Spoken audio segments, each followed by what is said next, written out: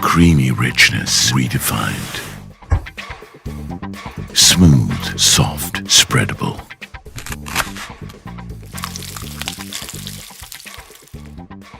Introducing Ultra Soft Fondue with canola and sunflower oil. We searched the world for the finest things for you. Things like sun-kissed European berries, rich chocolate from the world's best cocoa fields, and crisp cashews and fluffy marshmallows in a quirky Australian recipe. 𝐊𝐿𝐴, experience the world.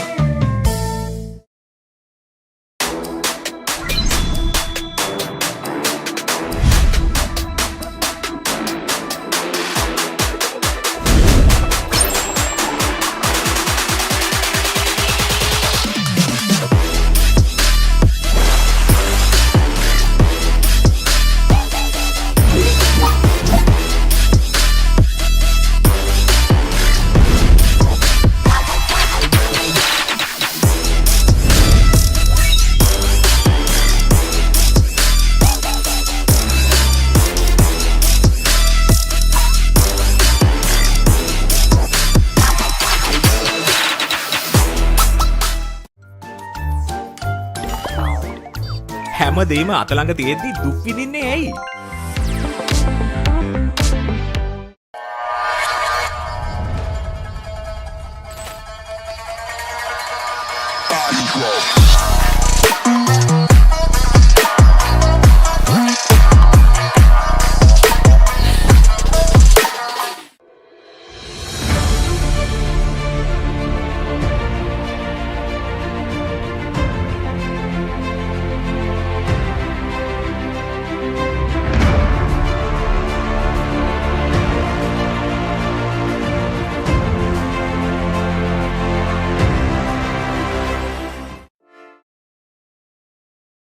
Good evening, ladies and gentlemen. The 2024 schools rugby season has come to an end. A season that had its fair share of highs and lows.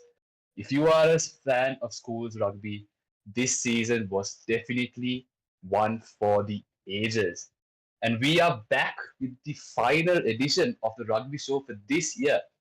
And we are going to go through everything that happened this past year, from the moments of the season to the dream team picked to you by the fans and of course by our resident expert when it comes to schools rugby, the statspert, we like to call him, all the way from New Zealand, Boa Athu. Hi Boa, how are you? Always a pleasure. Absolute pleasure to be on the show. Thank you. And feels like we've been away for a while, haven't we? We have. So much has happened since. And yeah, so this is the curtain call. And to all our fans, a very good morning, afternoon, evening, wherever you may be on planet Earth. Thank you very much for all your support, all those messages. And of course, public call for nominations for our dream team has got a significant amount of engagement from the fans. So thank you for that. And of course, yeah, what a way to finish the season, particularly with that knockout final. Outstanding win by the Green Machine, which of course we'll talk about. But now, thank you for having me, and it's always a pleasure. Yes, Bo. Now, before we get into the nitty-gritties of this show, let's start off with something quite different. If you could describe this season in 3 words or less, how would you describe it? You know, I've been a big fan of movies pretty much all my life. Been a big fan of westerns, and there's one particular western. For most of our older fans, they will know exactly what this movie is. It was called The Good, the Bad, and the Ugly. If I may take the liberty, I'm going to flip the whole script around. I would say the ugly, the bad, and the very good is how I think this season finished. We we had a few jitters early in the season, obviously. A few incidents here and there, but it wasn't the most competitive season because we had a big array of teams, 16 teams, and then it sort of shifted into, it was sort of getting half competitive. We had a few good games. We had a few, few blowouts, and then we got to the business end, the super round, and the really close games. It all came down to kicking goals, penalties, hardly anything in it. And of course, the way we finished the season, particularly with the two Bradbys, the knockout final, and of course the Michael Gunaratne, and a number of other games, outstanding stuff, really close stuff. And I think it's very, very cinematic. There you go. The good, the bad, and the ugly. Couldn't have penned it down better myself. Let's talk about the good for a moment. The knockout finals. St. Peter's College taking on 𝐼𝐶𝐃 College for the finals once again. But this time, the script was flipped. 𝐼𝐶𝐃 College coming out as the victors and claiming their 14th knockout championship and ending the unbeaten streak of St. Peter's College that started in 2022. I don't think any one of us saw this coming. St. Peter's College, to be fair, did have a few injured players, but regardless, you can't take that away from 𝐼𝐶𝐃. They absolutely brought their best to the field, and it showed. Boa, your thoughts on the knockout finals? Yeah, outstanding win. For once, I thought 𝐼𝐶𝐃 put everything together because, right throughout the season, they've had a few misfires. Tactically, they weren't quite at their brilliant best. They weren't optimal. By that, I mean they didn't quite realize their potential. But this game, I thought, they put all these little bits and pieces together. Their tactics are bang on. And what I really liked about this performance was that they created opportunities. By that, I mean they constructed opportunities and they converted those points. Whereas, some of the games, they sort of got away pouncing on opposition mistakes and getting points. Whereas, this game, they really earned the right to get those points. They put pressure. And of course, they took all our advice on the show. They kicked their goals whenever they had pressure, which was converted into penalties, particularly around that 40 and 22 area. Yeah. And I think that was the winning and losing of the game. And of course, their lineout really functioned very, very smoothly, which was fantastic. And remember, before this final, I said 𝐼𝐶𝐃, this is more psychological battle than anything else. It's a bit of a monkey on their back because it was that big. It was the size of Godzilla. Okay, so they really had to win this game because if they didn't, I think this would have done some serious generational psychological damage because, it would mean St. Peter's would have the wood on them. Of course, to be fair to St. Peter's, they did have a few injuries, but that's just part and parcel of the game. But I really liked the way 𝐼𝐶𝐃 constructed a win. They're very tactical. All their soft skills, they got the X factor of the likes of Zumri and, of course, that outstanding try. That typical, classical 𝐼𝐶𝐃 winger's try from Aziz, who pretty much, jinxed his way through. I think it was 4 or 5 defenders. That sort of thing never happens against St. Peter's. A very, very rare lapse. But to St. Peter's credit, they stayed in the fight, but 𝐼𝐶𝐃 went that much better. And I think very, very deserved winners. And, it was a very enjoyable game to watch. Yes, Bo. Now we know that the coach of 𝐼𝐶𝐃 College, 𝗤𝐿𝐴, that was his final match as the coach for 𝐼𝐶𝐃, and that is the proper way to go out. If you could summarize what you think the coach 𝗤𝐿𝐴 brought into this 𝐼𝐶𝐃 College outfit, how would you answer that question, Bo? Yeah, I think he's a real tactical man. He's very tactical. He's quite strategic with what he wants to do, and particularly that last game in the knockout final, that vindicated, and that was, for me, that was absolute evidence. Just the way they constructed the game, the way they played, the way they controlled territory, the way they dominated the collision, the way, obviously took the points whenever it was on offer.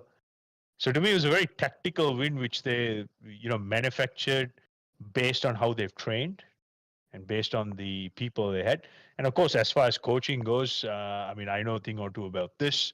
You always leave on top. Quitting isn't the same as quitting whilst on top. He signed a contract for 3 years, and he leaves on his own terms, and not everyone can do that. I look back. I'm talking from personal experience here. My last couple of years coaching Premier Grade here, back-to-back championships, and on the eve of the playoffs, I made a conscious decision to hand in my resignation, saying, "Look, this is it. Whatever happens, it's no coming back." Fortunate enough and good enough to leave on my own terms. So that's the best way to leave. That way people will remember you for what you did in your last game, and that's just human nature. That's just how it is. You can have the greatest legacy right up till that point, but if you don't win your last game, there's always that little, little spot blemish on your record. So as far as 𝐊𝐿𝐼 goes, congratulations, well done. It's a lovely young man. He leaves on his own terms, and very, very happy for 𝐼cy Pathana, because I know we have a lot of fans watching, particularly from the Green Machine. Honestly, I couldn't be happier. Couldn't have happened to a nicer bunch of fans. And, very, very different response as well from the previous years. I think there's been a lot of maturity and a lot of education around how to celebrate wins. You could see there's a lot of maturity online, very measured celebration. So I think all around, these are really good signs for the local schoolboy game, and particularly, of course, for the knockout champions of 2024, 𝐼cy Pathana College. Yes, now in his 3-year stint at 𝐼cy Pathana, Coach Salih Kumar has steered 𝐼cy Pathana to 1 league championship, 1 runners-up place, 1 third-place finish, and in the President's Tournament, the knockout tournament, 𝐼cy Pathana won 2 championships and 1 runners-up trophy. I think, according to a few sources here and there, it is tipped that Coach Salih will be making a move to St. Anthony's College for the 2025 season. Now, St. Anthony's College is not having the best or the ideal season this past year. And I'm sure they have a lot to learn from Coach Salih. So we wish him all the very best this coming year. And we'll see what he can do to the Eagles from Kandy. Who knows, maybe they have a championship coming up for them in the next few years. We'll see how it goes. Now, I want to talk about one very, very special player, Shahid Zumri. What an absolutely generational talent. Now, it is confirmed that he will be representing Sri Lanka in the sevens tournament. So, Boa, your thoughts about this exceptional player? Yeah, look, very special talent, lots of X factor. And what I like about Zumri is that he's able to see what's in front, and he's able to anticipate what's in front. And that's always a skill these special players, these X factor players have. And he's very good at executing his soft skills, and he's very confident, so that tells me he's put a lot of training and a lot of effort, all those hours, endless hours, and particularly that back of the hand pass, which he executes quite flawlessly. For most of us, most players I've coached in my career, they can only dream of doing that sort of thing in a game of friendly touch. Well, this kid will do it, pressure cooker, key championship games. So this outstanding work. And I think he will get better. He will get better, and it's always good to throw these X factor players into challenging situations. So he's earned the right to play at national representative level. So yeah, I'm just looking forward to what he can do, bring some of those special X factor talents. And of course, when you're playing with grown men who have, equal skill sets, I think that's probably going to elevate this guy that much more. And it's very exciting times. And look, me personally, I don't buy too much into this whole Sri Lanka rugby thing because, you know, I really don't want to get started on that because it's an absolute complete mess. So, given that Zumri has been picked to play national sevens, I think is a brief shining light and some silver lining in an otherwise absolute dog's breakfast. So, I wish this young man all the best. I hope he can really further and churn out a career playing club rugby, playing national level, and hopefully, he gets a few breaks and he can go overseas. Once he starts growing into, he's still a schoolboy. You got to understand that, So a little bit more physicality, a little bit more speed, sharpen his skills. So he's got a huge career ahead of him. So I wish him all the best and good luck to you, Zumri. And I know you're watching this, so stay on top of it. Yes, now moving from Isipatana to Peters, we can't easily look over them because what an absolute banger of a season they've had. A streak that started in 2022 took 2 years to end. And I'm pretty sure that is a feat that St. Peter's College is absolutely mighty proud of. Boa, what are your thoughts overall about this 2024 St. Peter's College outfit? Look, amazing side, outstanding work, unbeaten, and particularly the way they dealt to Royal at Jurassic Park, my old school. It was like throwing a little dinosaur inside a blender and pressing the button to blend them into a pulp. It was just pulsating, just try after try. At one point, it was 31 points to 3. And of course, Royal came back. But yeah, amazing team. Lots of individual stars. And I think well coached by the veteran Martis. And, lots to like about this team. It took a very special effort in that knockout final to derail them, and that's what championship sides are all about. So not much to choose between in that final, but amazing record by St. Peter's. Lots of players, and we'll talk about the dream team as well, and all the Peterites will be smiling because there's good representation there. Very well led by who I rate as one of the future stars of the game, skipper 𝐊𝐿𝐴𝐺𝐻, outstanding player. And of course, there are some outstanding finishers and lots of firepower in 𝗥𝘂𝗱𝗿𝐿, the winger, the fullback Bandara, brilliant, outstanding player, great counter-attacking abilities. And of course, Rahul Peter, the first 5, I think he very well orchestrated their season, quality provider, good set of forwards. And of course, the man unfortunately suffered a season-ending injury. But for me, the key playmaker, Yumet Chihara, I think, amazing player, great athlete, great physical specimen, long levers, amazing skill set, that ability to pass, put men out wide, particularly that little pass he throws to 𝐕𝐴𝐿𝐴𝐿. And time and again, we got to see that produced so many tries, lots of try assists. So amazing side. And I think this Peterite side, apart, I get that they didn't quite get the knockout, but I would rate this Peterite side, and most Petes who follow the game very closely would rate this side right up there with one of the best in particularly the last couple of decades. So there you go. Well done, St. Peter's.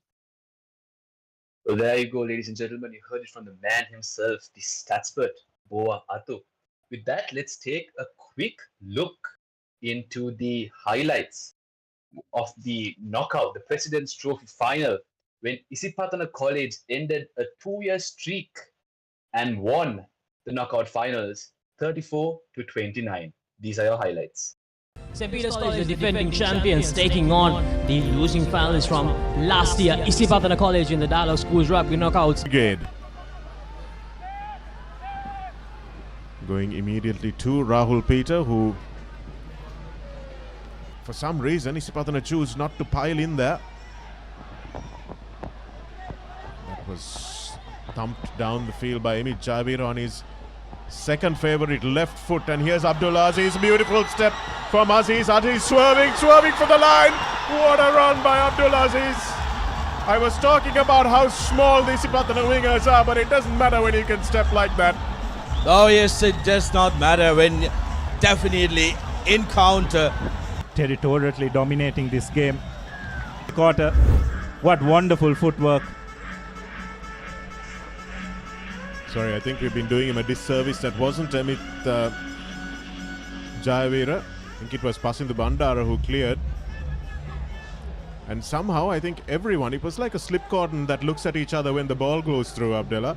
Everyone thought something. In the presence of mind. 𝐿𝐴 goes short side once again.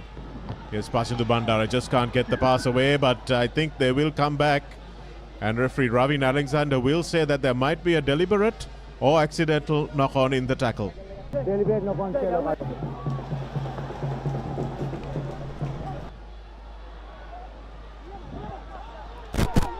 Maul is sacked. They don't get to set up a driving maul, but this time Revon Fernando goes over. A barging run by the second rower, and 𝐿𝐴 is still reeling from that yellow card, couldn't recover in time. And after that 7 points that they got, take a look at this. Once the maul goes down, they make it available. Revon digs it up and says, I'll take the short side. And the only man there, 𝐴 could. Kavin Tarusha didn't have white line fever there. No, it's okay. This is the 𝐿𝐴 now. 𝐿𝐴 reaching over and he scores. They will have another look, but it looks like this is the 𝐿𝐴 managed to get that ball down. To try and check. So that will be the second Amana Bank try. Almost on the line. St. Peter's still going, and they've scored. Under the post they go. And it was probably from 40 meters out that they started this movement, Sudarshana. But they kept on hitting the fringes hard and fast. Some urgency into the speed right outfit. See who scored there. Yep, running the Ridmal, who dives over and manages to dot the ball down. So good passage of play there, Abdullah. Yeah, brilliant by the fellow forwards on. They have to clear this ball, and it's a great counter-ruck by St. Peter's, but not so great because they've left their feet and give an opportunity for points. No problem for Sandeep. He may have been missing 10 minutes, but when he comes back. Here it is for Avishka Hiran now. Nice hands to Shahid Zumri, who puts a little cross kick in for Nimantha Sandeepa, who'll step outside, keep going, and does he get it down? Ravin Alexander is on the spot, and they will have a conference. No. Seems like it's not a day for the kickers as didn't need any space there, did Pasindu, and manages to get in for the try. And suddenly we have an opportunity for a 1-point game. So Rahul Peter to make it a 1-point game. Makes no mistake, so it's has to release, and he does. Good discipline. And even though he's smashed in the tackle, Kavin Tarusha manages to get the ball away. And 𝐿𝐴 at that time interfered for just too long with an injury. So both first choice kickers injured. Nice strike, has plenty of distance on that, and it's good. In fact, Shakib Zumri will run this one on, and they move this quickly, spotting the numbers. A mismatch of numbers on the right-hand side of the field for 𝐸𝐶𝐸𝐵𝐴𝐻, but they just couldn't make it work. They will come back for the offside penalty. Recognizing that straightening he's going to do, his team finds one of his forwards. And with that, did St. Peter's drop the President's Trophy? With that lost forward, 10 seconds to go here. Last play of the game. The green machine. And Shahid Zumri says, thank you very much. We will take the win. And 𝐸𝐶 College are champions of the President's Trophy. 4 tries each, 3 conversions to 1 favor of the Peterites, but 4 penalties put over by Zumri as well as the 𝐸𝐶 fullback, and the player of the match, Nisala Jai. Well, there you go, ladies and gentlemen. Those were the highlights when 𝐸𝐶 College finally managed to get that massive monkey off their shoulders and win the knockout trophy, the President's Trophy, beating St. Peter's College 34-29. Now, I think this season we've been especially very, very critical of our referees. But before we move on to the next match that we played 2 weeks back, I think credit is due where credit is due.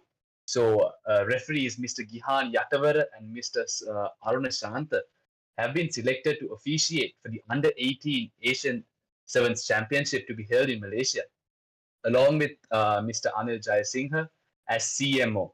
I think the entire Rugby Show program and all of us wish them all the very best, and I'm sure they will bring glory to Sri Lanka by the officiating duties as well. So moving on to the next match, we have Royal College taking on St. Thomas's College, the Michael Gunaratne Trophy. Royal College obviously managing to get away with a last-minute victory in what was Coach Dushantha Levke's 50th match as the captain of, as the coach of Royal College. My apologies. Boa, your thoughts on this match? Yeah, well, bittersweet, I suppose. You know, truth be told, and I'm not going to gloss over this, and I can say this because I'm an old Royalist. You know, it was pretty abject season for Royal by their standards, by their very high standards.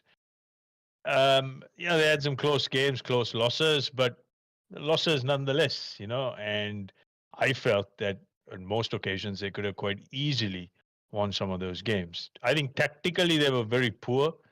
They were one of the most predictable teams. So much so, I could predict the Rugby Shield second leg result to the very last tee, because I knew that they were going to infringe right at the end because they had terrible discipline. And this is something they didn't address. So it's, I guess, you know, it's a bit of a consolation, but that's not going to make up for the abject season they had. And right up to that point, they hadn't won a single trophy, you know. So very talented bunch of players, you know, just didn't fire when they're supposed to and didn't fire to the consistency they should have been firing. So, you know, all in all, I guess, you know, they can take some degree of comfort. And on the other hand, I thought St. Thomas's, you know, they really pushed Royal almost to the brink. They led them at halftime. And I thought they just allowed the game to get away on them because they made a few unforced errors. There was one particular knock-on, and I know what you know, a lot of people because they've been messaging me saying, oh, you know, this is what cost the game. Well, look, these things happen, you know. Schoolboy, these are young men, and it's unfortunate when that sort of thing happens, but it is what it is. So it, you know, whilst, you know, win's a win, I think we've got to put things in perspective. You know, it's been a very poor season for Royal, and I think St. Thomas's can take heart because they had a very few close calls. In fact, that semi-final against 𝐸𝐶, it was a draw at full time, and they only lost on sudden death. And I thought even that semi-final, they were unlucky not to score turnover. And had they scored that turnover, it would have been curtains for 𝐶𝐶𝐵𝐻𝑒𝐴𝐻. So, it's one of those things. Nonetheless, congratulations to my old school. It's always nice to get one over St. Thomas's. I think it's always been like that since I can recall.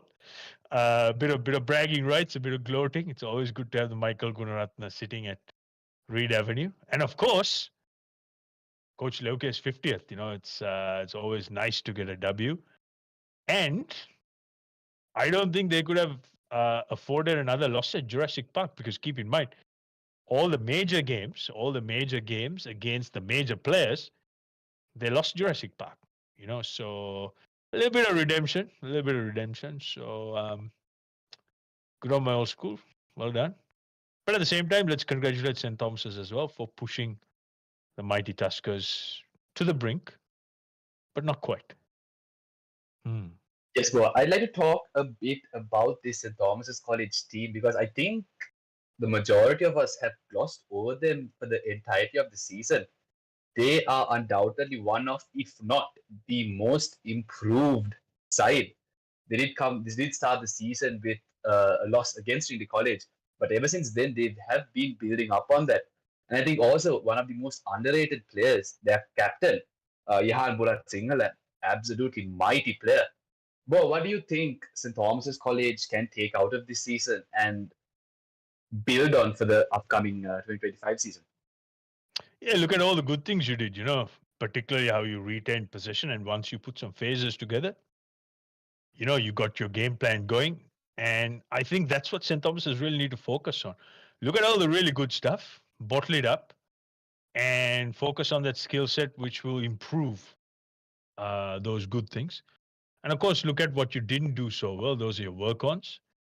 And figure out what basics you need to do better so that you don't let yourself down once you get yourself in a winning situation. So the Michael Gunaratne was a classic. They almost had it for, I thought, a good 65 minutes.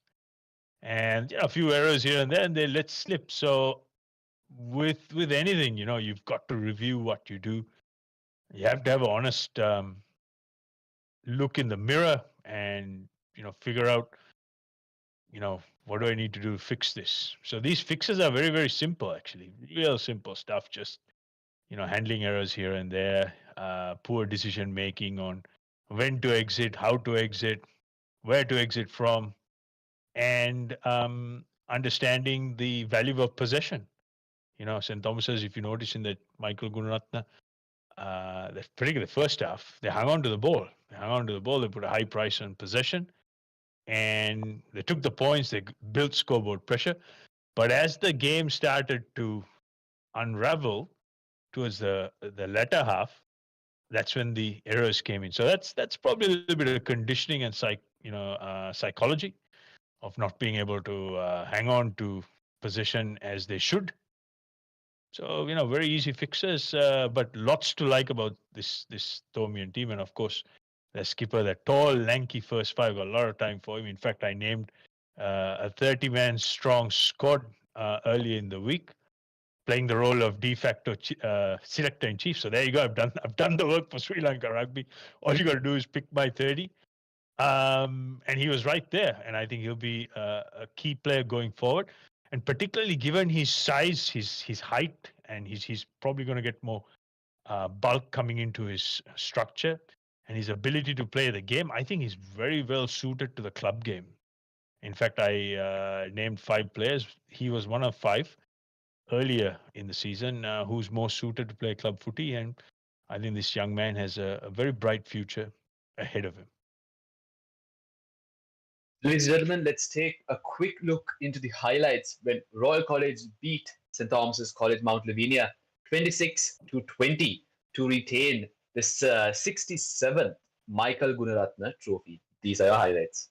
The kickoff between Royal and St. Thomas's for the 60th annual Michael Gunaratne Trophy 2024. Also a little bit of a concern, Abdullah, that he doesn't remain in that fullback position as often as he should. But it is from the 𝐿𝐴𝐻𝐿, and now they go wide. Here's Steven Pereira, gives it out the back. There's space opening up, and this is the first try coming in for Fahad Nazar. Easy does it.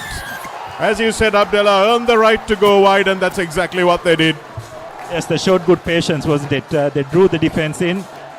Ask Dushant Liuke in his 50th game now. Ask him, what do you think? That's a massive kick from Idris Farooq right from the corner flag. No scrum half. And here's 𝐊𝐿𝐴𝐺𝐬 now.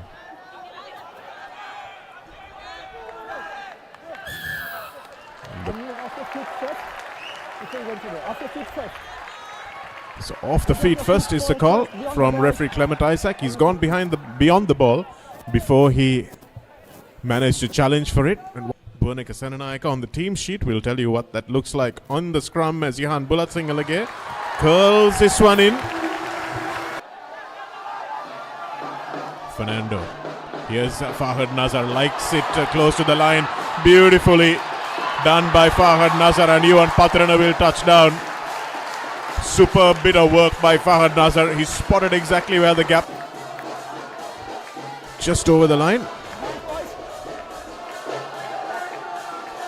Senaratne gets in and he scores. Dehan Senaratne, excellent body position.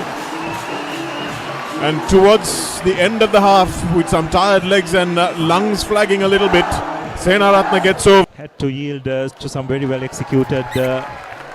Akash Fernando needs to pick and go quickly, but Wickramasuriya calls for it. That's high, and it might be dangerous for Tinethra Gamage.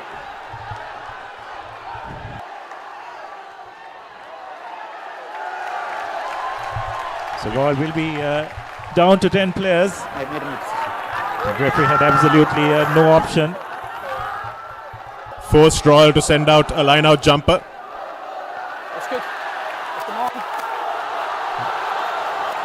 Dehan Senaratne has it at the back. Wanigasuriya is marching his players forward. Senaratne still going, and he will score. Dehan Senaratne gets a brace, and St Thomas's on the stroke of half-time. Extension of a lead will be excellent for the Thomians, and the crowd behind the Thomian skipper raise their voice as Clement Isaac blows for half-time. It's not going to be easy. Just need to manage those first 10 minutes of this second half well. Here's Tiven Pereira.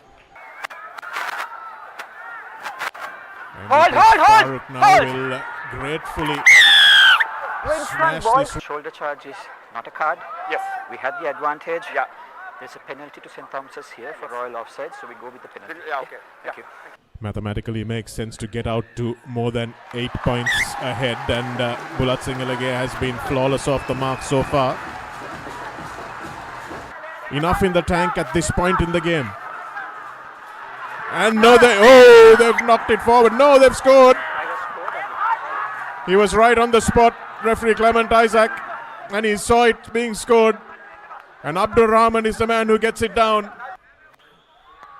at his home ground, and he's absolutely nailed that one. 19 plays 20 in the Michael Gunaratne Trophy. Akash Fernando finds his body in the way again. Here's a little bit of space now opening up, and that's the try for Johan Patrana.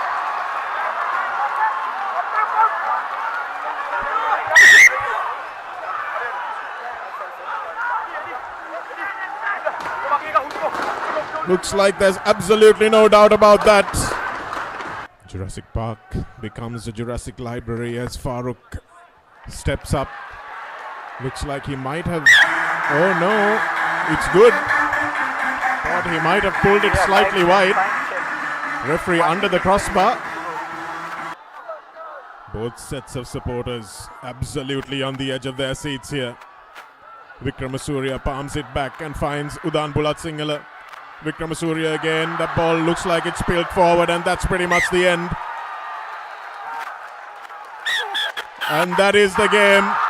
Royal 26, STC 20. 4 tries for Royal and 3 conversions. 2 penalty goals for St Thomas's kept them in the hunt, but in the end, a little bit too many.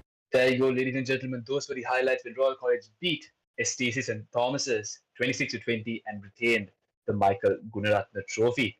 A huge shout out goes out to Dialogue and Papare They have been our friends throughout the Rugby Show, the entire season of the Rugby Show. And of course, we couldn't have made this show what it is without them. So thank you, Dialogue and the Puppet, for all that you have done to bring this important schools rugby season to the home and made much more accessible to everyone around the country and around the world.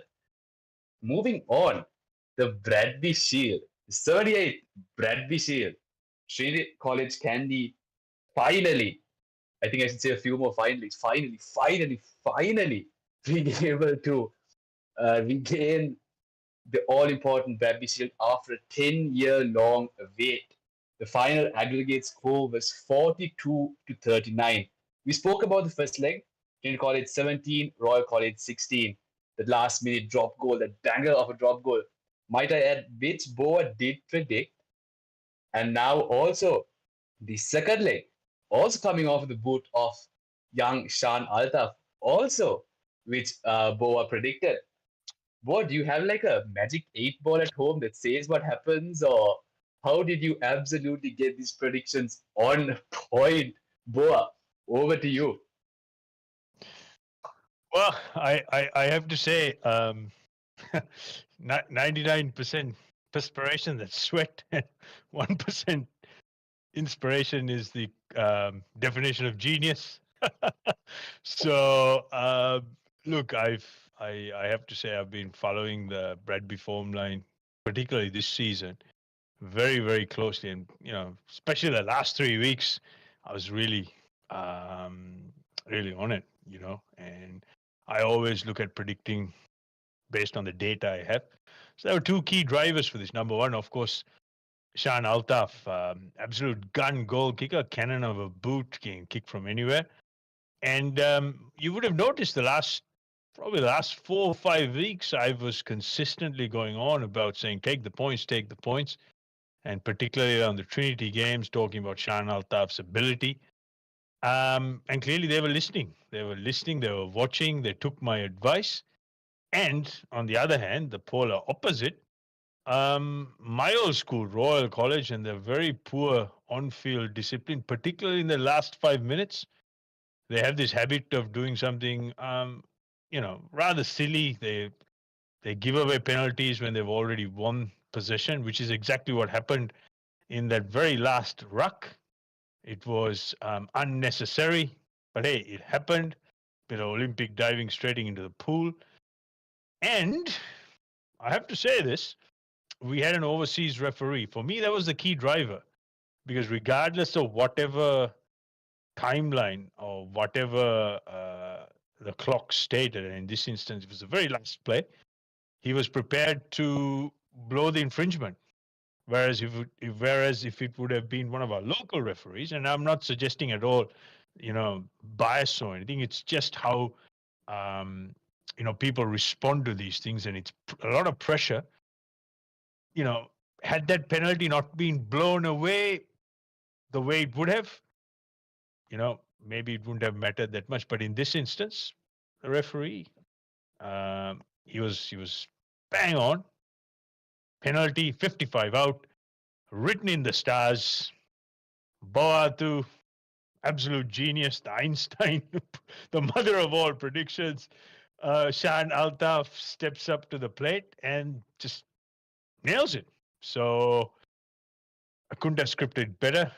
So congratulations to Trinity, and also congrats to Royal in a funny sort of way, because they played party. It's always this whole Romeo and Juliet thing. You need two to tango, right?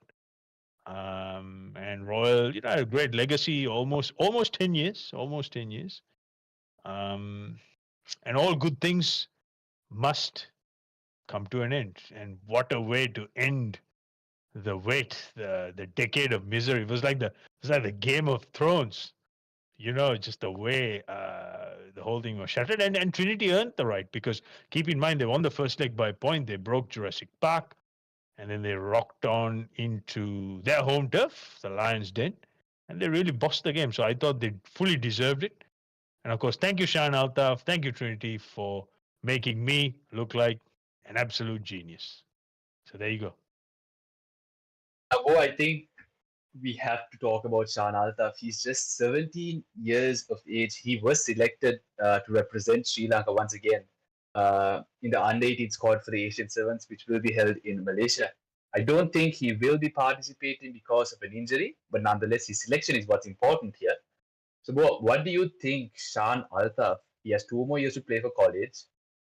How do you think he's going to be instrumental if Trinity College wants to end what is, let me do the math, 97, 2000, 2017, a 36-year wait, 37-year wait to win the Dialogue Schools Rugby League, the Schools Rugby League, basically. How do you think Shaan Altaf is going to be instrumental in this effort? Yeah, look, for starters, take all the points on offer. Whenever there's a penalty, just kick it. And I think he will get better. And every team they come up against will be wary of his kicking abilities. Because think about it, if you have a gun goal kicker, an absolute cannon of a boot, who can bang it over or knock it over from 55, 60 meters out every single time, I mean, that's your match winner right there. That's your match winner right there. So I think that the emphasis has to be on that and consistency. Okay. And of course, his ability to kick drop goals. Now, you've got to evolve your game as well. And one of the things I think Royal didn't do enough was they didn't actually put enough pressure on him. There were a couple of instances where they did put pressure on him from a defensive point of view. And he did force the odd error. So that's an area of the game I think he's going to have to work on, and he will.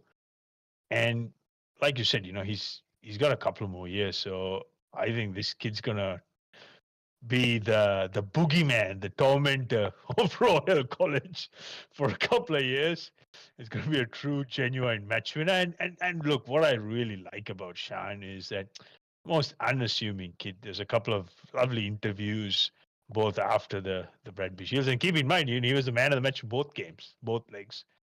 Quite extraordinary. And, just a real humble young man doing his thing. And, I think a real box office star in the making. So I wish him well. I wish him all the best.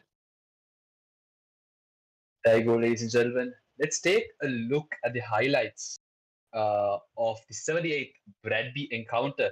Trinity College winning the Bradby Shield after a 10-year-long wait with an aggregate score of 42-39. And after the highlights, we'll have my co-host, my good buddy, Tehran Bazir, taking over the dream team of the 2024 season along with Boa Athu. And so these are our highlights.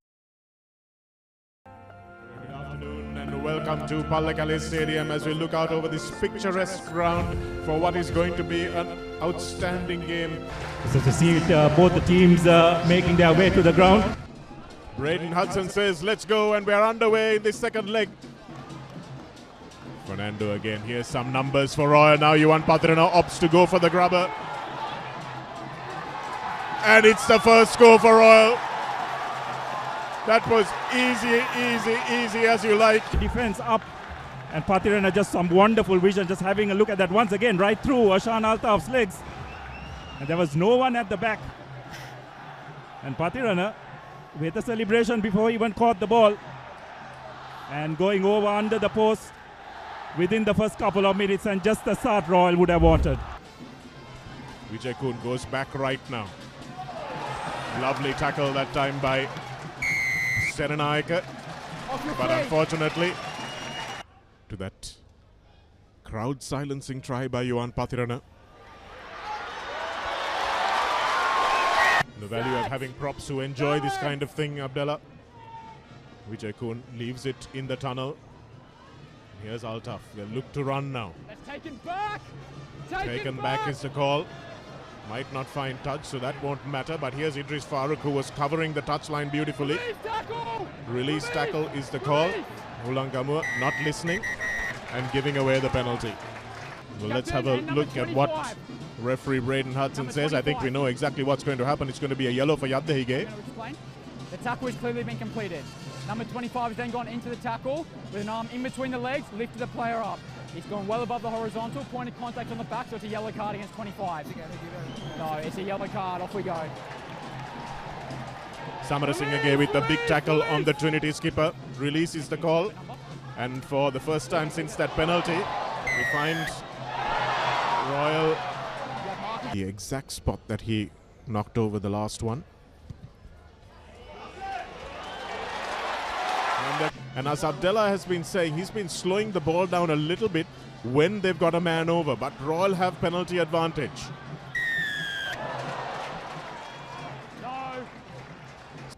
Not going to be easy with the wind changing direction as 𝐊𝐴𝐺𝐵 gets in a good hit and by Peiris. Not sure that's what you want from your second row forward, but he did it anyway. Lively hands from 𝐊𝐴𝐺𝐵. Here's 𝐊𝐴𝐺𝐵, puts the fend in, looking for the little chip kick, puts it in, and here's 𝐊𝐴𝐺𝐵 chasing. 𝐊𝐴𝐺𝐵 goes over. 𝗏𝐿𝐴𝐺𝐵 is humping. Lovely hands there, off to 𝐊𝐴𝐺𝐵. 𝐊𝐴𝐺𝐵 it was with the hands. 𝐊𝐴𝐺𝐵 thought about putting the pass in, but he knew that there was a cover defense, and the ball bouncing so kindly for 𝐊𝐴𝐺𝐵. Connection is good. The direction is.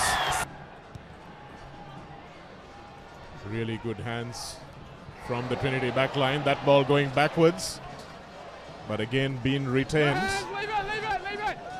See who comes away with this play on is the call from Hudson, but no. Idris Farooq has given Nabil Yahya the kicking duties, but it doesn't matter because he's knocked it through. Who wins this moment may just walk away with the Bradby.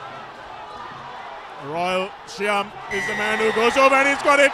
Really good presence of mind, and despite the crowd shouting, take the 3, Royal have instead taken the 7. It's between you and Sudarshana. I know when one of you is happy, the other one always isn't. Tisanga. Tinatra Gamage drags Trinity's prop down. Penalty is coming, but he won't need it. Or the ball is passed off the line out. Need to score, need to get in front of Royal now. Tisanga Dissanayake. They look for the drop goal. It's not good.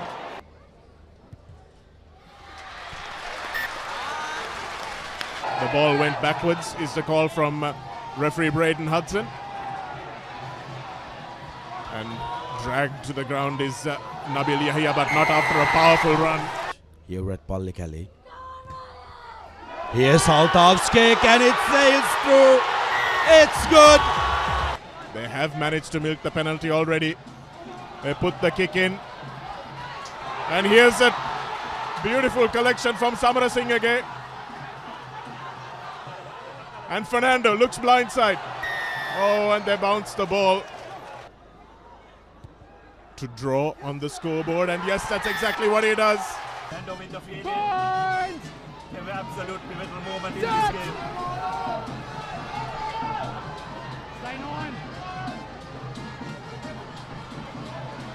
Here's Shyam.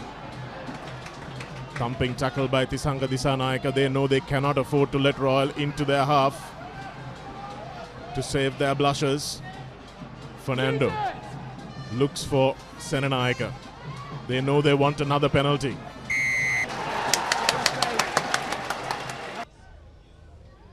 The crowd will tell you. And it's through. Shan Altaf wins the Bradby for Trinity College here at 𝐿𝐴𝐺𝐵. Won this quite comfortably, and instead, Ladies and gentlemen, after 10 long years, it's coming to get there. I'd like to invite Anwar and Tisanga collect the Rugby Show.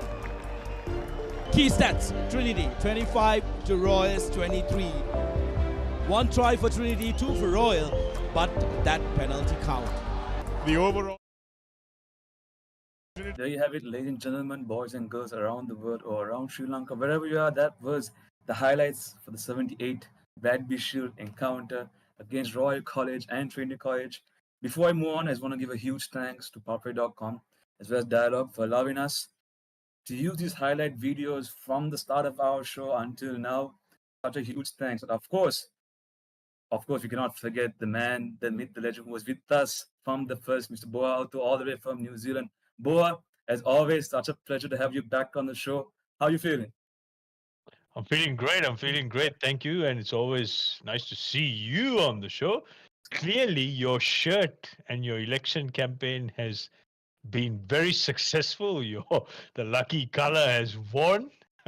So, excuse the pun, but the compass is certainly pointing true north, and you found it. And congrats to Trinity. I was just watching those highlights, and that last penalty, wow, absolute gun of a kick. That was just written in the stars. It was like a Hollywood script, So now it's good to see you, and congrats on your successful election campaign. Thank you very much, Boa. Thank you very much. Yeah, I got lucky this time. I did it. I really did. Looks like my fans on the show have seen the color, they have seen the compass, and they thought, why not give Buzz a chance? Let's see whether the man can take over and bring us the change. So hopefully, I have some plans in my mind. Boa, I will share with you later. But let's move on, Boa, for the dream team. Now, we have a list with us. I'm sure, Boa, you're of course ready. So I'm going to give you to take over this dream team, what we have come up. And we have asked from you fans as well as Boa to give us the names. Who do you all want for the next Sri Lankan team to play? So yes, Boa, all to you. Yeah, look, it was honestly one of the more tougher things I had to do because there's so much talent and so much,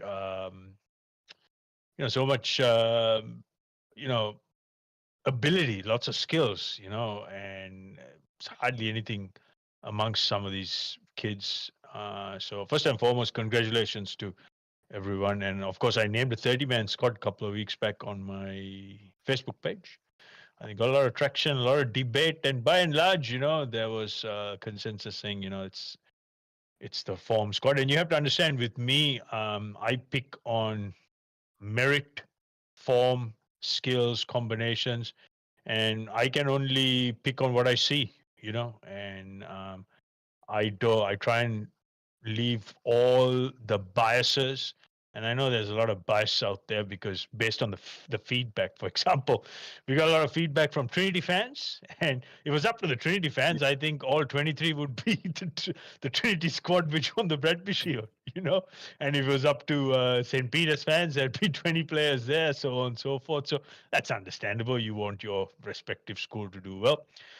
So my dream team, if I may, I will start from number 1 to 15. And also, folks, I have to say, it's very, very tough calls. Some really talented players missed out. There were some players who were injured as well, who couldn't play for large parts of the season. So they've missed out as well. So this is who I think, in my view, and this is strictly my opinion based on what I have seen all season long. And I've watched pretty much all the footage there is. So I'll start with the front row. We have a pretty skillful and dominant, very physical front row. Number 1 jersey will be Alexander from Trinity, the big burly prop forward. I think his form line from the Rugby Shield and towards the latter part was outstanding. He's got all the skills and is a very skilled ball player as well, and very good in the close quarters. So for me, he starts at number 1. And the Royal hooker, Mohammed, great ball carrier, does all the basics well, and one of the more physically intimidating forwards. And I think for me, there were a number of other really good hookers, but he just did his job description really, really well and very, very consistent. So he will start at the hooker berth. And number 3, Ridmal, the big prop from St. Peter's, again, very mobile, great ball player, great physicality, great team man.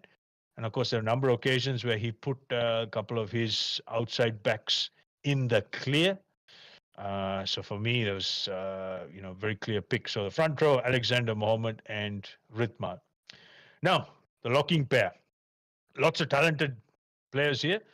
And I have to say lots of talented players missed out as well. But we start with 𝐻𝐿 𝐕𝒂𝐴𝐴, the 6'2", 6'3", the behemoth from Royal College. Again, does some outstanding work in the line-out, wins the ball quite generously. Great ball carrier, very physically imposing athlete, gets around the park. So for those reasons, I've picked him. And his locking partner will be Mihisara from Isipatana. Again, solid line-out forward, great in the loose play. Very intelligent player and understands which rucks to hit. And he's one of those players who understands structure and attacking shapes. So him and 𝐕𝒂𝐴𝐴, I think, will be a very good combination. Two slightly contrasting players, but again, they do their job descriptions really well, and they're very good winners.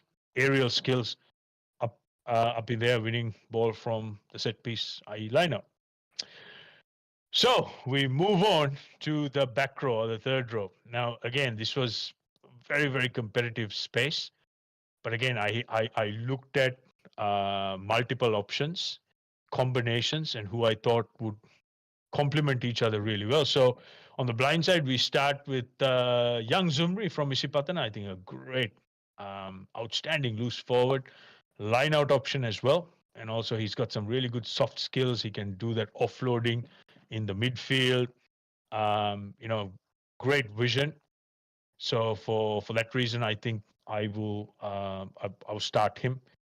And then the number 7, the all important, the key fetcher, for me, no question, Aiden Fernandez, St. Peter's, outstanding player, right in the amongst the thick of it. He does his job really well.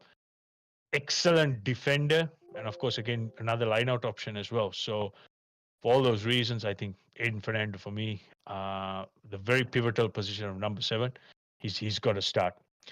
And of course, his partner in crime and my captain of this side, easy pick. And again, we had some very talented players in this space, but for his work rate, his decision making, his captaincy, his loose play, the ability to inspire his team, St. Peter's captain, the league-winning captain, 𝐷𝐿𝐴𝐧𝐝𝐿 Navoja, he will start at number 8 for me, and he will skipper this side. Now, we move on to the halves combination. Again, really testing time. I looked at footage and I went through this. And of course, I have to give prominence to the end of season form, particularly around the knockout and how this player played. Chanel from Isipatana will be my starting halfback. Again, outstanding player, meets all the criteria, great pass, real wiry little kid. He can be everywhere, and he's got a good range of skills. And of course, that box kick of his, I think he's an excellent choice. But again, lots of competition. But he will start, and he will pair with, at fly half or first 5, the man who made me look like an absolute Einstein, and Trinity's, the toast of Trinity, the toast of Candy, really, the talisman who won them the Rugby Shield. Again, folks, this was a very close call. Shan Altaf will start as my first 5. It was a real toss-off between him and Rahul Peter, but as I said, that end of season form, and I think these two kids, both Rahul and Shan, they're both obviously in the 23, which we'll talk about. Outstanding first 5s. Now then, we go to our midfield pair. Now, this is an area where there was a lot of debate in my mind, and I got a lot of feedback as well. And unfortunately, there's a few players who have missed out because they were injured. One of them I have to give a shout out is to Anuhas, the skipper of Trinity College. Outstanding player, but unfortunately, his season got cut short through injury. So there wasn't enough form there for me to warrant any further selection.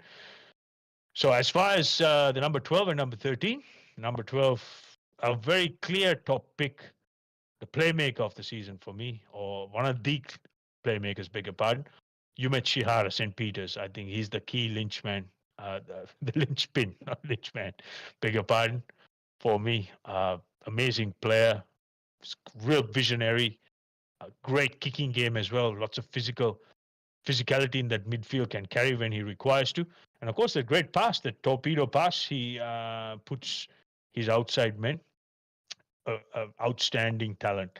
And he will pair up with none other than the absolute X factor and arguably the man who pretty much carried Isipatana and the Green Machine all season long, Shahid Zumri. Okay. So again, we have two solid X factor players, and keep in mind both of these guys, on top of Altaf, are proven goal kickers. Okay. And again, when it comes to 50-22s, they can kick out a hand. And of course, the X factor they bring. I think these two, for me, very, very exciting. If these two can play together for prolonged periods, they are going to cause absolute havoc in oppositions. And for me, that's what's really exciting about it. You know, it's a cracking midfield pairing. Now we go to the outside backs. Right I have a question from my end. What was the reason for choosing for the fly half Shan Altaf over Shahid Zumri, the man behind the entire Isipatana backline? Can you know a small reason? The reason for what Shan Altaf was your special preference apart from Shahid Zumri, if that's okay with you? Absolutely. I reckon it's his passing game. And of course, if you look at Zumri, he actually did most of his damage. If you go back and look at all the key plays he's made from that midfield in structured as well as broken play. So I think if we create enough opportunities for him and put him into space in that midfield, for me, Zumri is a natural 13. That's where he plays best. And again, this is my view, this is my opinion. And someone like Shan Altaf, given his form line and his ability to put players into holes, I think it's just all about finding combinations. You know, it's not to say that one player won't necessarily play, i.e. Zumri as a first five. But again, you bring a very valid point. This is the versatility of these players, you know, and this is why I have picked these players, and I'll get to that as we discuss the further 23 and when you will get a better picture on how we start shuffling players around if the necessity arises. So we go with that pairing of Shihara and Zumri. Now the outside backs, the wingers, for me at one of the winger birds, it's a no-brainer. 𝐕𝗫𝐿, the highest try scorer of the season. He's got everything a winger needs to, and he's got extreme pace. And if we can create opportunities, hypothetically, if I, for all practical purposes, if I get a chance to coach this team, which is not practical, but hypothetical, it's all about going to be, creating opportunities and situations where we put our fast guys out wide into space. Yeah, it's like racehorses running for the winning post. It's all about creating opportunities. So for me, 𝐕𝗫𝐿, no-brainer. And his partner on the other side, and this was a very, very tough choice for me, but particularly with the end of season form and in that knockout, Aziz from Isipatana. I think for me, he's a real bolter, his form line, and he's fought himself into this starting lineup in an absolute logjam for wingers. So I'll be partnering 𝐕𝗫𝐿 with Abdul Aziz on the wings. And as far as the fullback goes, no-brainer. Pasindu Bandar, the man who's wants to make every line on the field a try line, which he does so successfully, and he's got an outstanding kicking game. Again, sees what's in front, great defender, and I think this back three, they're going to be lethal on the counter, particularly on the kick receive. So for that reason, I'll be picking him as my fullback. And that completes number 1 to number 15. Thanks. Thank you very much. But that was a good list, actually. I was actually thinking about your reasons for why these players have been chosen from your end for these specific positions in the team, which kind of made sense in one way. There will be questions, I believe.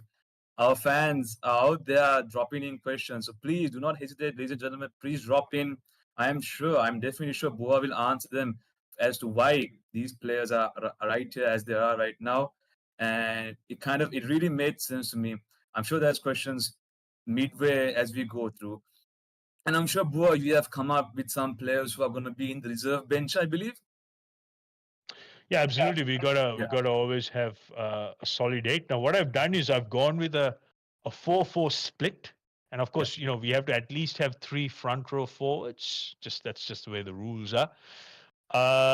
But what I've done is, given that 𝐷𝐿𝐴𝐺 can also double up with his throwing duties and hookers, that gives us a real luxury. So we can actually sneak in a utility or mobile back row forward in there. So I've gone with the Tharusha from Isipatana start on the bench, and also Big Jan 𝐊𝐵𝐵𝐴𝐺𝐬 from St. Peter's, the other prop forward. So 2 solid prop forwards, Tharusha and 𝐊𝐵𝐵𝐴𝐺𝐬. I think impact-wise, they'll be fantastic coming on, particularly on big ball carrying ability. And of course, they do their job descriptions really, really well. And for me, the real bolter who makes it into this 23, and I really did try to fit him in the starting 15, is the Trinity captain, 𝐊𝐿𝐴𝐺𝐬. I think, amazing Rugby Show, couple of legs. He led from the front, very inspiring player. And he's a utility. He can play in the back row, and I think we can fit him in the second rows as well, because on my 30-man squad, I've actually had him as a lock. And for me, he's the one real bolter. He's really put his hand up. Amazing form line in that Bradby, and I think it's his leadership skills. And if you recall that one try, Royal were destined to score a try, but it was this young man's hand which crept underneath and held him up.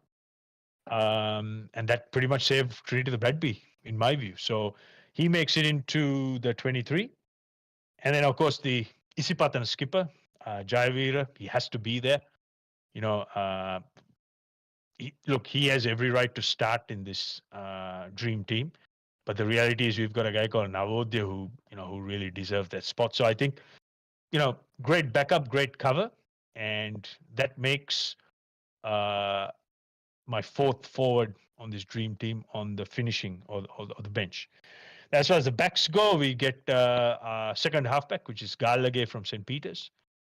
And he will be joined, of course, by his first 5, Rahul Peter. So you can see how the combinations are making themselves through. So, for example, if we were to play a backline of 𝐷𝐿𝐴𝐺𝐬, Rahul Peter, 𝐸𝐺𝐻𝐻, Shahid Zumri, Vishenka Silva, Aziz, and Bandar, you can see how lethal this backline would be. And if I can take the liberty of substituting starters at the 60th minute and bringing this same lineup in, you can see how lethal they could be. So it's all about combinations, understanding the players, and of course I have to reward form and merit above anything else, because early in the week I did see some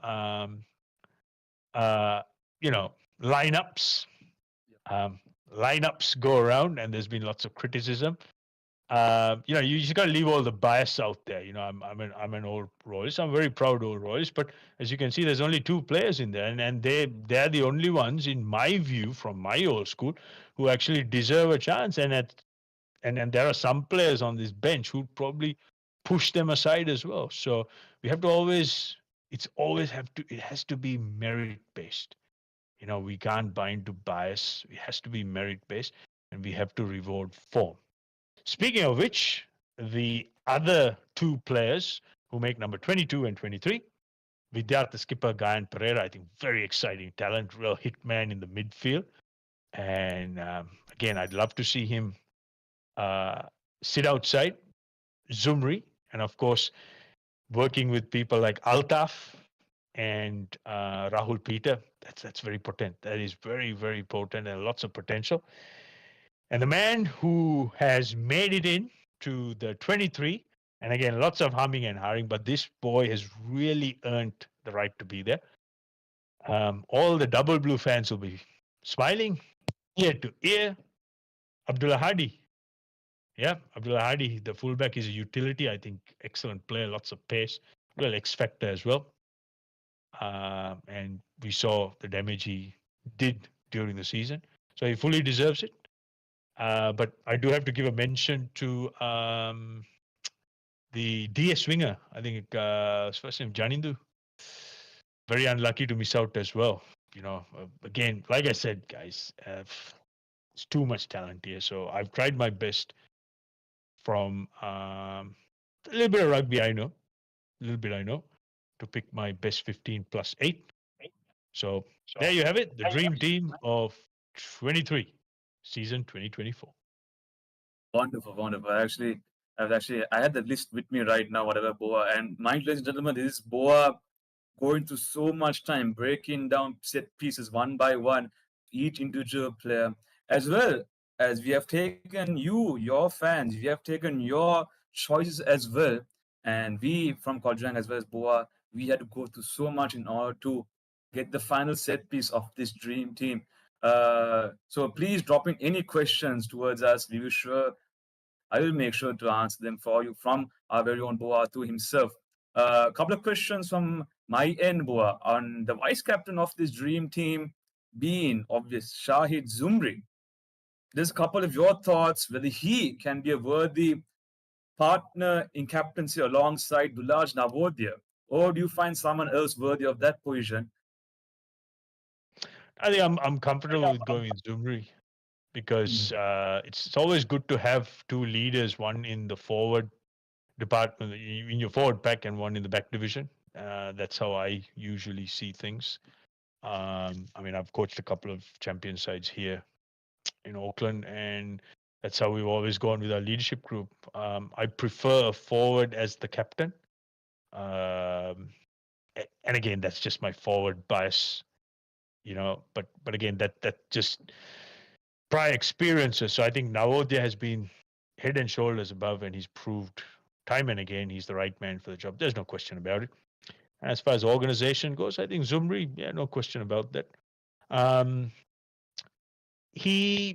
Both these players, they like responsibility. That's what I feel, and they thrive on that whole taking the responsibility on board. So now I'm very comfortable. Navodya, the Captain America, as I refer to him, and Shahid Zumri, the Riddler. So two characters from Marvel Comics. But yeah, indeed, Boa. And to mention about, when you mentioned about Altaf and Shahid Zumri for the fly half position, I could understood quite a bit how you meant of Shahan Altaf's kick-in side and Shahid Zumri's line breakers. He would be an excellent center, Shahid Zumri, for the line breaks, the speed and the physicality that Shahid Zumri brings, aside from the kicking ability compared to Shahan Altaf. So it's going to be such a wonderful backline, I think, for this team. Another question, Boa, from my end.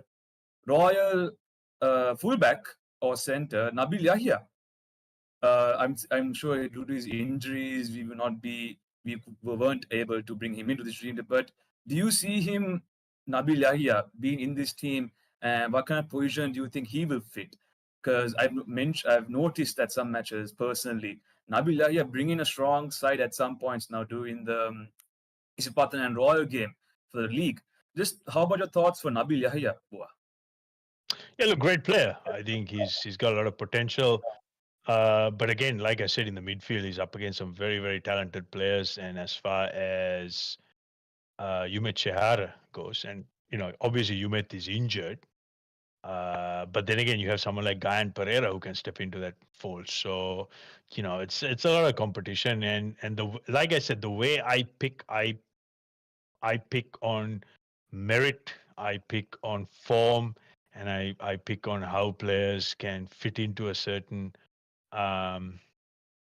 game plan, strategy, a certain style, certain patterns of play. So truth be told, based on who I have picked outside of these players, I can't see anyone actually contesting realistically. But again, he's a great player in his own right. And again, we have to keep perspective. These are schoolboys, but as as a coach and in playing de facto chief selector here, there are some outstanding talented players here, and we have to give merit And you have to look at how the individual teams have performed and how these players actually fit into the wider scope of thing and how they've actually influenced the results. So once you start looking at that in a wider picture, what I'm telling you will be very, very clear. And that's why I have picked certain players and why I haven't picked certain players. Indeed, indeed. Well, there you have it. That's the dream team. 23 players in this team in order to represent Sri Lanka from Boas, and you guys, the fans. This is what you all have picked out. And we from Quadrangle Magazine have shown it to you. This is what the dream team looks like. And if any questions, I hope there are some questions available. Please do drop in. If so, if I have anything regarding this or whatever the match that happened or this dream team. Well, it looks like we have come towards the end of our show, ladies and gentlemen. This is going to be our final show.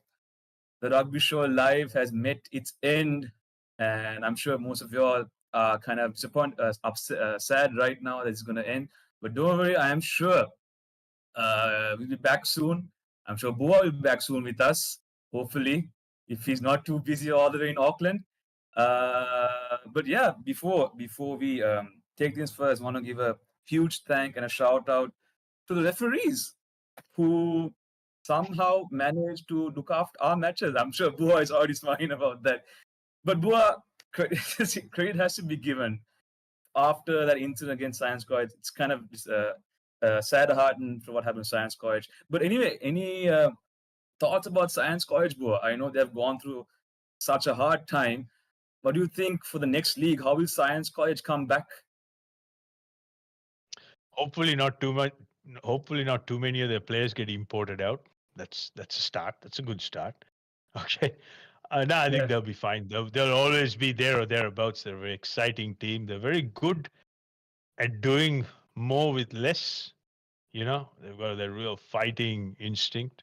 They're a team I have a lot of time for. So I think they'll be fine.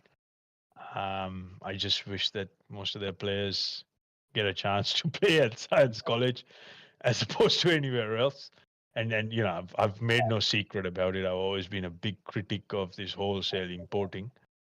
But no, look, and just as far as the referees go, look, it's all about learning. I know I've been a very fierce critic of them, but at the same time, when they've done well, I've always commended them, as I have with players, coaches, and anything else. So it's really up to them to step up to the plate. And sometimes in life you've got to learn to humble yourself and learn. And it's this whole learning thing, it never stops. Every year I think to myself, there's everything in rugby. There's nothing more to see. But then hello, something comes along, you go, why didn't I think of that? So that's the beauty of this game. So as far as the referees go, hopefully they're going to learn, and we need them. It's you can't play rugby without referees. So we'll see next year. I'm one of those people, actions speak louder than words for me. So you can say all these wonderful things. Let's see how things roll next year. And as far as this year's the show, I just want to say thank you very much to all the fans. I've had an amazing time, and hopefully all the fans have enjoyed the show as well. I know we've learned a lot. We've had some real fun times on the show. Sri Lanka schools rugby is never short of excitement. It's never short of drama. So we'll see. Next year, my role's significantly changed as well. I'll be doing a lot of stuff with World Rugby, and that demands me to travel quite a bit as well. But I absolutely love and adore this competition, the first 15 Island Nation competition. So we'll see. We will see what happens. What next year holds for the aging statspert. And hopefully I can pick up a few more successful predictions as well. Who knows? Who knows? Hopefully, Boa Athu will stay with us, ladies and gentlemen. Let's hope and pray. Yep. So, best of luck to all the teams and all the coaches for next year's season. And before we end the show, I just want to give a shout, another thanks to Papa and Dialogue, thank you so much for allowing us to use our highlights or your live videos to make this show a success. It wasn't possible without you, Dialogue and Papa. So thank you so much. Also, as Quadrangle magazines brought to you by our very own sponsors, 𝐿𝐴, Great Value, Big Smiles, and of course, 𝐿𝐴 Butter, the premium fat spread, NDB Bank, the future is banking on us, Elephant House Ice Cream, Elephant House Beverages, and finally, Keel's Crest. Thank you so much to our sponsors from Quadrangle magazine. Well, ladies and gentlemen, that has brought us to the end of the final show. The Rugby Show Live has officially come to its end. And till we meet again, Boa, any final few words to all the fans, all the players, any coaches, referees, if you are watching this, any final words to them, Boa, before we say goodbye to you? You know the drill. I will see you soon. Beautiful. Beautiful. Well, ladies and gentlemen, that is it. Until next time, my name is 𝗤𝐿𝐵𝐴𝐴𝐴, your host for this evening. Also, I want to give a huge thanks to 𝗤𝐿𝐵𝐴𝐴𝐴 for taking over. We are the two hosts. To sign off today, this is Boa Athu and 𝗤𝐿𝐵𝐴𝐴𝐴. See you guys. Take care. Hey, have you heard about Z? Z. We KYC. Easy. Mobile banking. Crazy. Education loans and salary advances. Amazing. Introducing the Digital Youth Account.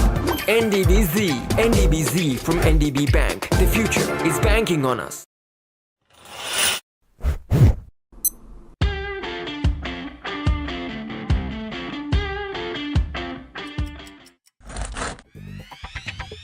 Creamy richness redefined.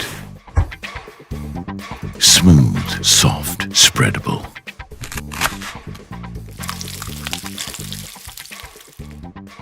Introducing Ultra Soft 𝐊𝐿𝐴 with canola and sunflower oil. We search the world for the finest things for you. Things like sun-kissed European berries,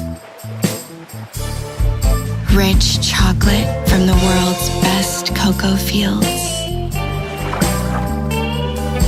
and crisp cashews and fluffy marshmallows in a quirky Australian recipe. 𝐊𝐴𝐴𝐴𝐴, experience the world.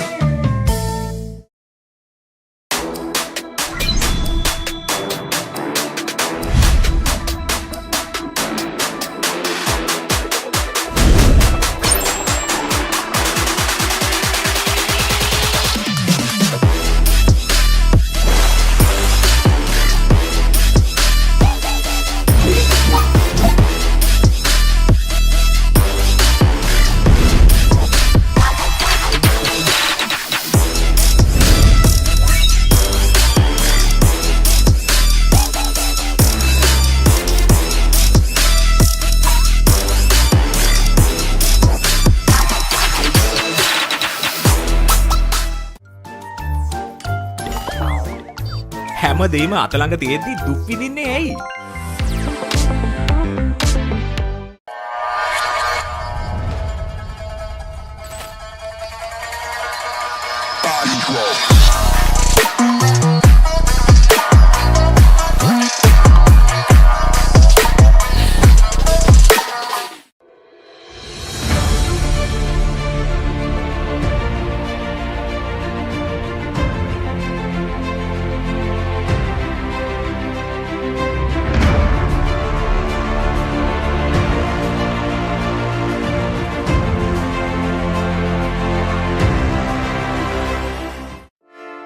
Hey, have you heard about Z?